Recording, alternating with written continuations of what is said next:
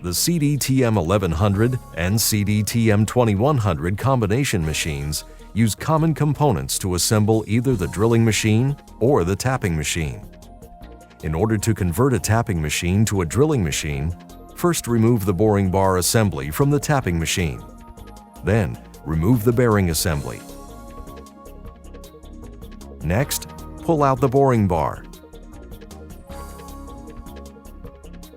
Loosen and remove the top cap with an adjustable wrench. Install the drilling machine boring bar. If needed, slip on the extension collar prior to adding the bearing assembly.